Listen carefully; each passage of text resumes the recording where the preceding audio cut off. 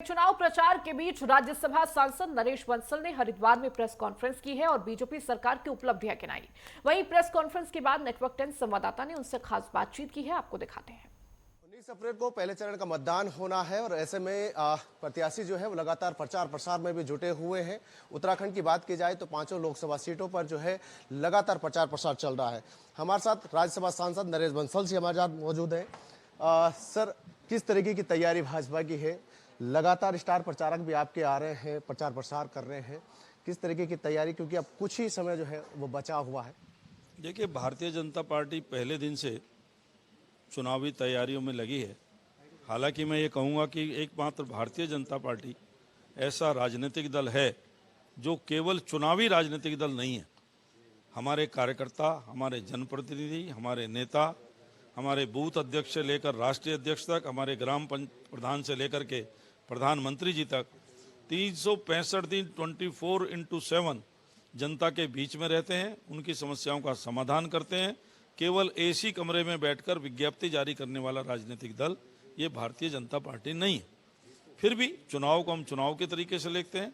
चुनाव में हमने विभिन्न स्तरों पर अपनी तैयारी की है पूरी, और अब 2-3 दिन रह गए। आप देखेंगे कि हमारा एक एक व्यक्ति, एक एक कार्यकर्ता, हमारे बूथ के अध्यक्ष से लेकर के राष्ट्रीय अध्यक्ष तक, जनप्रतिनिधि, ग्राम प्रधान से लेकर प्रधानमंत्री जी तक, सब पन्ना प्रमुख हैं। पन्ना प्रमुख के रूप में आखिरी दिन 30 वोट डलवाने की जिम्मेदारी प्रत्येक ने अपने ऊपर ली है। उस पर सब ध्यान दिए हुए हैं। आखिर के जो बचे हैं दिन, सब घर घर जाकर संपर्क कर रहे हैं और एक एक वोट से संपर्क कर 2047 का विकसित भारत का संकल्प लेकर के हम चले हैं। उस संकल्प में और हमारे 10 साल के कार्यकाल के ट्रैक रिकॉर्ड को देख करके और 25 वर्ष के अगले अमृतकाल के विजन को लेकर के जो हमने सामने विषय रखे हैं, जनता उसको आशीर्वाद दे रही है, समर्थन दे रही है। अब तो जनता बोलती है, अब की बार 400 पार, फिर एक बार मोदी सरकार, ये जनता बोलती है, विपक्ष कहीं दिखाई नहीं दे रहा।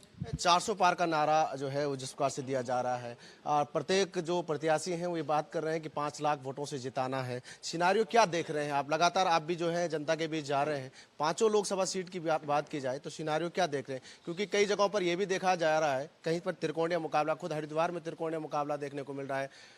टिहरी सीट की बात की जाए, वहाँ पर त्रिकोणीय मुकाबला है। पौड़ी की स्थिति कुछ और दिखाई दे रही है। क्या लगता है? जनता कह रही है, क्यों पड़े हो चक्कर में, कोई नहीं है टक्कर में। कहीं पर कोई मुकाबला नहीं है।